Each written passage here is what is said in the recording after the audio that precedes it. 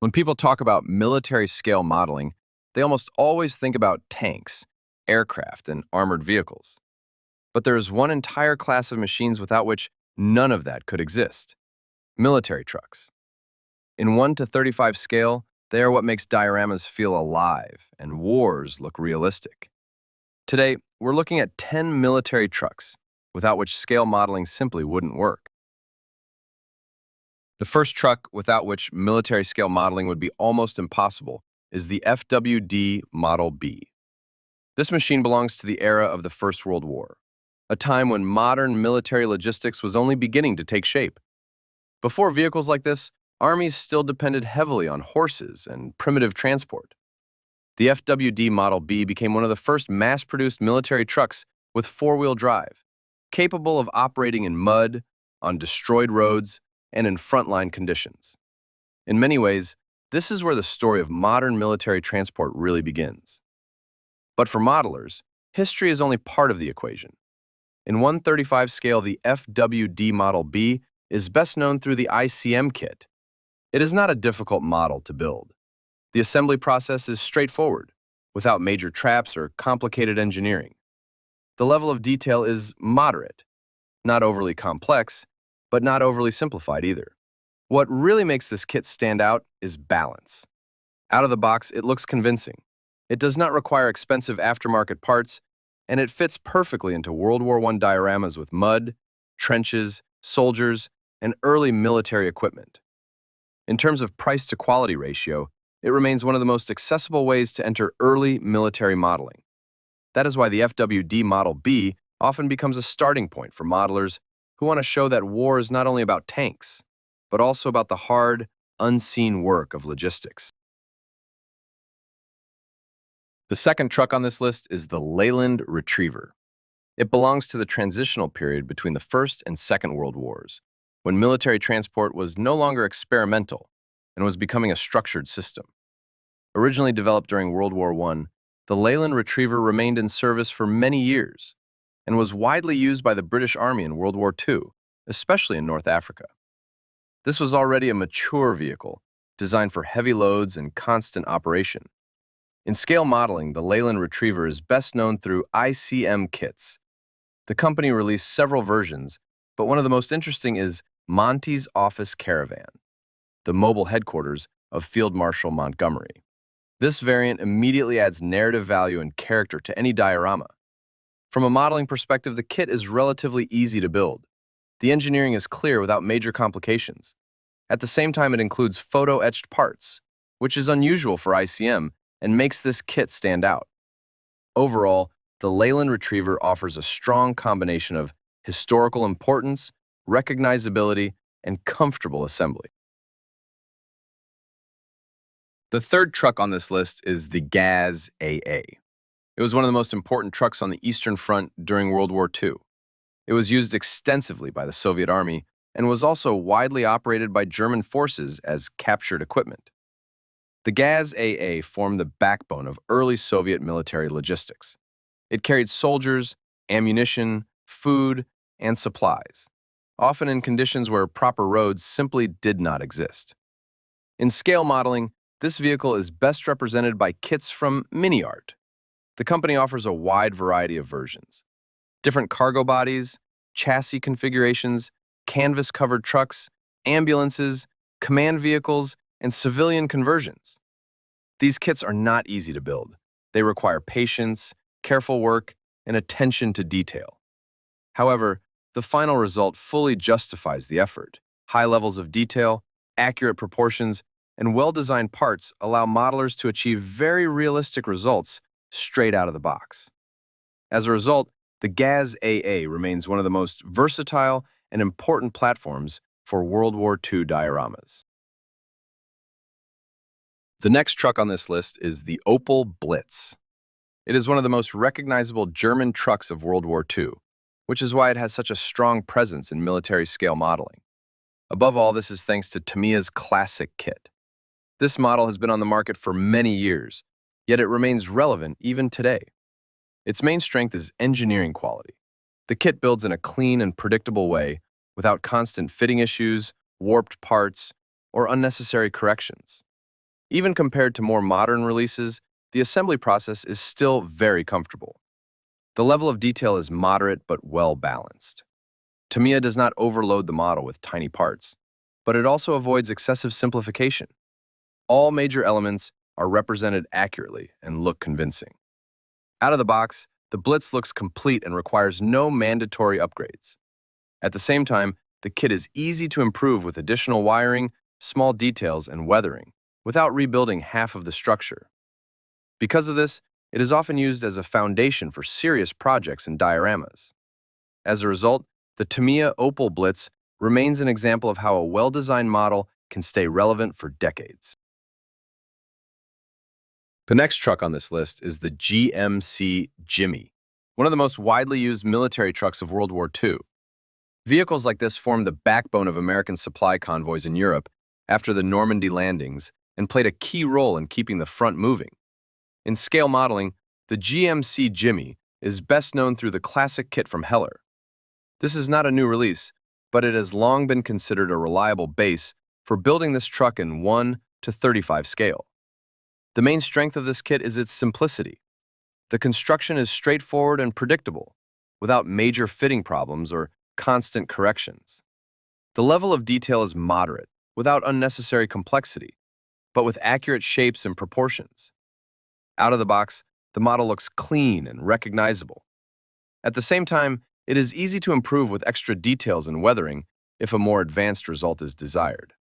That is why the GMC Jimmy from Heller is still widely used as a foundation for dioramas focused on Allied logistics in Europe. The next truck on this list is the M26 Dragon Wagon. It was one of the most important heavy transport vehicles used by the U.S. Army in the final years of World War II. Its main role was transporting tanks, recovering damaged vehicles, and moving armored units closer to the front. Unlike standard cargo trucks, the Dragon Wagon represents the heavy side of military logistics, dealing with broken, immobilized, and oversized equipment. In scale modeling, this vehicle is best known through Tamiya's classic kit. Despite its age, it is still considered one of the strongest Dragon Wagon models in 1:35 scale. The main advantage of this kit is its solid and well-thought-out construction. The frame, suspension, and trailer fit together logically and accurately, which is especially important for such a large model. The build feels stable and predictable, without constant struggles with alignment. The level of detail is well balanced. The model is not overloaded with tiny parts, but all key elements, the armored cab, winches, trailer, and running gear, are represented clearly and convincingly. Even straight out of the box, the Dragon Wagon looks impressive thanks to its size and proportions. With careful painting and weathering, it easily becomes the centerpiece of a diorama. That is why Tamiya's Dragon Wagon is often used in scenes featuring damaged tanks, recovery units, and late-war transport columns. As a result, it remains one of the most visually powerful and iconic heavy transport kits in military-scale modeling. The next truck on this list is the USM-35, better known as the Deuce and a Half. It became the standard American military truck of the Cold War era. From Korea to Vietnam, and from NATO bases in Europe to training grounds in the United States, the M35 remained in active service for decades. It represents the American approach to military transport, simplicity, reliability, and versatility. In 1:35 scale, the M35 is most often associated with AFV Club's highly detailed kits, which focus on technical accuracy. The main strength of these kits is the detailed chassis and mechanical components. The frame, suspension, drivetrain, and engine are fully represented and look convincing even without upgrades. At the same time, the build requires careful work and constant dry fitting. This is not a kit for rushed assembly. However, the effort pays off. The finished model looks realistic and mechanically complete. With proper painting and weathering, it works especially well in Vietnam-era scenes, NATO bases, and Cold War supply convoys. As a result, the AFV Club M35 remains one of the strongest post-war military truck kits in 1:35 scale. The next truck on this list is the Unimog. It is one of the most versatile military vehicle platforms, used since the 1950s and still in service today. In 1/35 scale, this vehicle is represented by a kit from ICM, which has also been reboxed by Revell and AK Interactive. In practice, it is the same plastic in different boxes, sometimes with different decals or minor changes in accessories. The main strength of this kit is its balance. It is not overloaded with tiny parts, yet it looks modern and well-detailed. The build is logical and predictable, without serious alignment or fitting problems, making it comfortable even for less experienced modelers. The level of detail is sufficient for an out-of-the-box build. The frame, suspension, cab, and cargo body look convincing and do not require mandatory upgrades.